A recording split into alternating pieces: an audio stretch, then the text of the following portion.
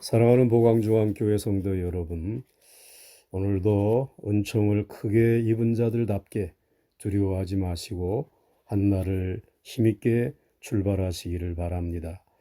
오늘은 사도행전 27장 9절로부터 26절까지의 말씀으로 은혜를 나누려고 합니다. 내 곁에 서신 주님이라는 제목으로 은혜를 나누겠습니다. 본문 말씀은 사도 바울이 죄수의 몸으로 로마로 가는 바다 한가운데서 유라굴로라고 하는 광풍을 만나는 과정에서 되어진 일입니다. 그 죽음의 광풍에 휩싸여 죽게 된 지경에서 바울은 나는 하나님을 믿노라고 하는 위대한 신앙 고백을 합니다. 그래서 이 시간 사도 바울의 이 믿음의 항해를 통해서 몇 가지 은혜를 받으려고 합니다. 첫째로 믿음의 항해에는 출발이 있습니다. 본문 27장 1절에 바울은 우리의 배를 타고 이탈리아로 갈 일이 작정되매 라고 말합니다. 바울은 3번에 걸친 세계 선교 여행을 다녀오면서도 세계의 중심인 로마에는 가지 못했습니다. 그래서 바울은 항상 로마에서 복음을 전할 수 있기를 간절히 열망했습니다. 결국 하나님의 섭리 가운데 체포되어 유죄라고 하는 판결을 받고 로마 황제 가이사에게 상소를 하여 마지막 판결을 받기 위해서 황제가 있는 로마로 이탈리아로 떠나게 되었습니다. 사실 로마 황제에게 호소하지 않았다면 유대의 분봉왕 아그리빠는 바울을 석방해 줄 수도 있었습니다. 어떻게 보면 바울이 크게 실수한 것 같았습니다. 그러나 바울은 가이사의 비용으로 로마까지 갈 수 있게 되었습니다. 로마 백부장 율리오는 바울과 다른 죄수들을 인솔하는 책임을 맡았습니다. 사도행전 27장 2절에 우리가 올라 행선할세, 바울을 위시한 모든 사람들은 그들의 인생을 바다에 맡기게 되었습니다. 항해에 맡기게 되었습니다. 이들은 이탈리아로 가는 배를 타고 출발했습니다. 이들이 만약 출발하지 않았다면 로마에 도착할 수 없었을 것입니다. 아브라함도 믿음으로 갈대아 우르를 떠났고 430년간 노예 생활을 하면서 이스라엘도 믿음으로 애굽 람셋을 떠났습니다. 이게 믿음은 떠나는 것입니다. 출발하는 것입니다. 꿈도 좋고 비전도 좋습니다. 그러나 떠나지 않으면, 시작하지 않으면 그 꿈은 백일몽에 불과하고 그 결심은 물거품에 불과합니다. 대부분의 사람들은 출발하지 않기 때문에 아무런 일도 이루지 못하는 것입니다. 또 어떤 사람은 실수할 것을 너무도 염려하여 이제 아무것도 하지 못합니다. 아무것도 하지 않는 것보다는 일을 그르치더라도 무언가 시작하는 것이 더 낫습니다. 왜냐하면 실수를 하거나 실패를 하더라도 그 실수로부터 무엇인가를 배울 수 있기 때문입니다. 그러므로 바울과 같이 믿음으로 행선을 시작하는 여러분이 되시기를 바랍니다. 둘째로 믿음으로 출발하여 다다른 곳이 어디인가?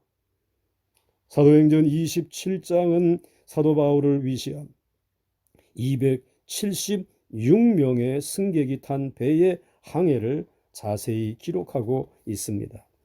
행선을 시작한 배는 4절에 곧 바람의 거스림을 받았다라고 기록하고 있습니다.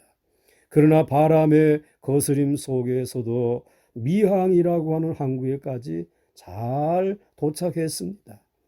곧이어 베닉스 항구까지 가서 좀 큰 항구에 가서 겨울을 나기 위해서 출발을 했습니다.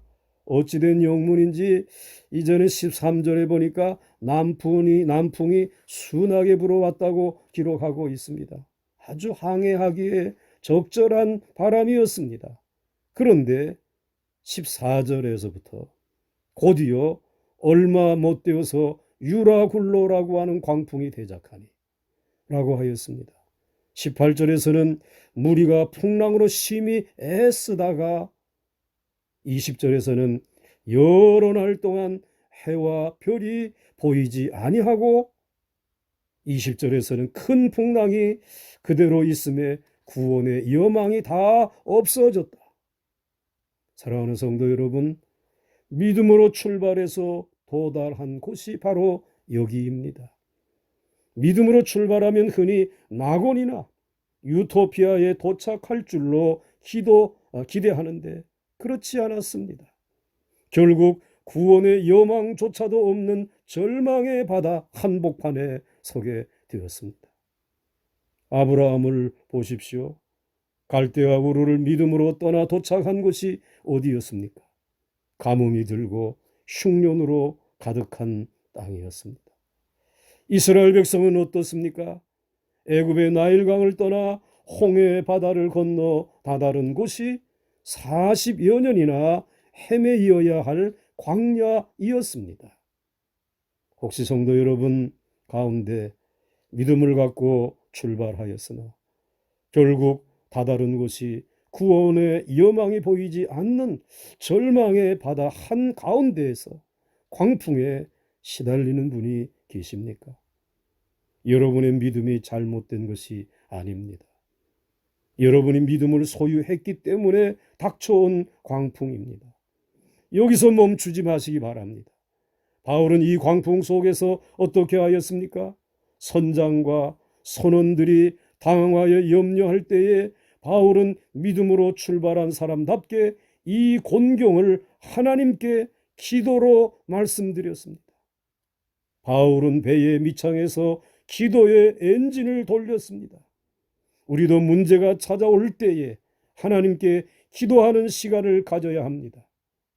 믿음으로 출발했는데 광풍이 웬 말이냐라고 원망하는 사람은 어떻게 보면 지성인 같아 보이지만 사실은 이 세상에서 가장 어리석은 겁쟁이입니다.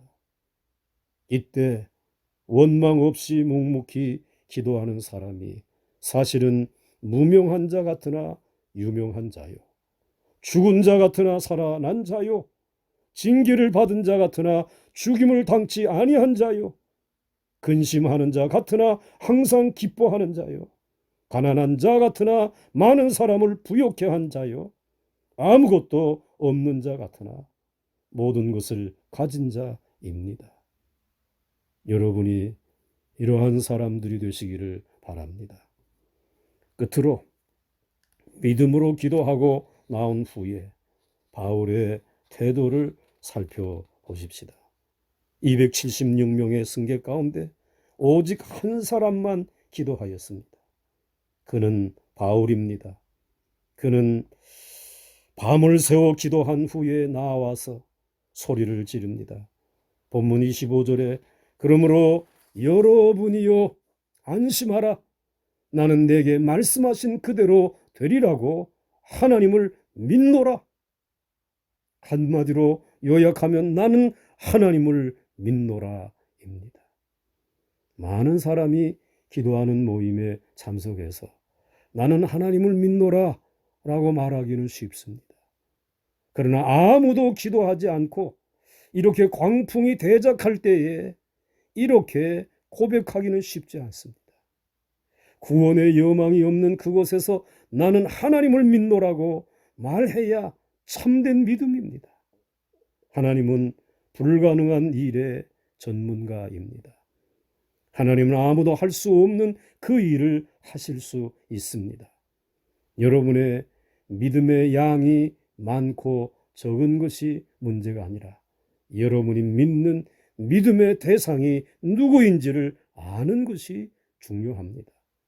바울은 어젯밤 배 밑창에서 그분을 만났습니다. 23절에 나의 속한 바 곧 나의 섬기는 하나님의 사자가 어젯밤 내 곁에 서서, 어젯밤 기도하는 그 밤에 내 곁에 서서 말하되 바울아 두려워 말라, 내가 가이사 앞에 서야 하겠고 또 하나님께서 너와 함께 행선한 자를 다 내게 주셨다. 276명의 생명을 기도하는 바울에게 맡겨주셨다는 것입니다. 폭풍이 불던 밤, 도시 찢기고 부러져 내리는 그날 밤, 집채 같은 파도가 뱃전에 들이치던 절망의 밤, 더 이상 소망이 없는 밤, 바울은 주님이 곁에 서서 함께하고 계심을 믿었고 발견했습니다. 모든 선장과 선주와 승객들은 버림받았다고 생각했지만 바울만은 버림받았다고 생각하지 않았습니다. 그날 모두는 상륙하여 구원을 얻었습니다. 여러분도 주 예수 그리스도에게 인생을 맡기면서 나의 속한 바 곧 나의 섬기는 주님은 내 곁에 어젯밤도 서서 계셨음을 잊지 마시고 살아갈 수 있기를 주의 이름으로 간절히 축원합니다. 오 주님, 어젯밤 잠 못 이룰 수밖에 없었던 풍랑이 일고 그리고 죽음의 위협이 살 소망조차 없는 그 밤이 우리를 찾아왔을 때 우리는 두려워하지 아니하고 주님 앞에 나아가서 기도할 수 있는, 기도의 엔진을 돌릴 수 있는, 여전히 믿음의 사람으로 걸어갈 수 있는 은혜를 주신 주님 감사합니다. 내 곁에, 우리의 가정 곁에, 우리 사랑하는 보강중앙교회 성도들의 사업장 곁에, 우리가 너무나 사랑하는 보강중앙교회 곁에 주님 서 계신 줄 믿습니다. 예수님의 이름으로 간절히 기도드렸사옵나이다. 아멘.